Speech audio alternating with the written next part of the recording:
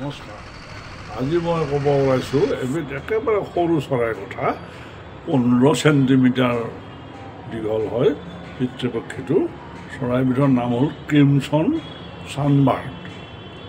এই ছানবাৰ্ডো বহুত কেইবিধ আছে, আমাৰ অসমতে পোৱা যায়। তাৰপিছতে এই ক্ৰিমছন ছানবাৰ্ডটো এনেকুৱা সুন্দৰ, বুকুখন ৰঙা আৰু প্ৰজনন কালত পিঠি দেউকাও ৰঙা হৈ পৰে আৰু এনে অন্য সময়ত বুকুখন ৰঙা হৈ পৰে আৰু ওপৰখন জলপাই ৰঙৰ, দেউকাৰ পিছফাল এইবিলাক গোটেইখন মুগা কজলা ৰংধাৰী আৰু মাতৃপক্ষী যদি জলপাই ৰঙৰ পাতল সেউজীয়া অনুজ্জ্বল কালাৰ আৰু পিতৃপক্ষীতকৈ সামান্য সৰু। আৰু মাতৃপক্ষীয়ে মাৰ্চ, এপ্ৰিল, মে' মাহৰ ভিতৰত বাঁহ সাজিবলৈ লয়। বাঁহ সাজাৰ পদ্ধতিও এটা সাংঘাতিক কথা।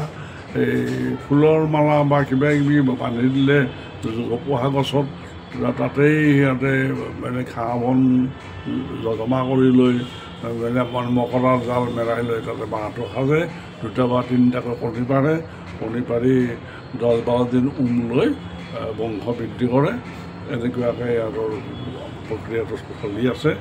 আৰু এই চৰাইবিধ যে অকল আমাৰ অসমতে বা এনেকুৱা নহয়, সমগ্ৰ ভাৰতবৰ্ষৰ বা আনকি আন্দামান নিকোবৰ দ্বীপপুঞ্জ, বাংলাদেশ, ম্যানমাৰ, আমাৰ উত্তৰৰ হিমালয় পাদদেশ, ছিকিম, শ্ৰীলংকা এইবিলাকতো পোৱা যায়। বৰ মৰম লগা চৰাই, ফুলৰ মৌ খাই পেলাই জীৱন ধাৰণ কৰে। সেইকাৰণে সিহঁতৰ নাম আমাৰ অসমীয়া ভাষাত দিয়া নাম নাই। সেইকাৰণে মই মৌটোকা নাম দিছিলোঁ আৰু কেতিয়াবাই নাম দিছিলোঁ মই এইবিলাক। আৰু এইবিধক দুৰ্বৰ মন কৰিছে ৰঙচুৱা মৌটোকা। এই ৰঙচুৱা মৌটোকা চৰাইবিধক বহুতে মৌটোতো টুকি বুলিও ক'ব খোজে, মৌটুকি।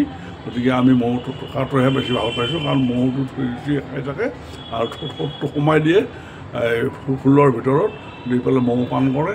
তাৰোপৰি ইহঁতে কি কৰে, পোক পতংগ, সৰু সৰু পোক পতংগ, মৌ চৌ এইবিলাক খায়। গতিকে জীৱন যাপন কৰে। এবিধ অত্যন্ত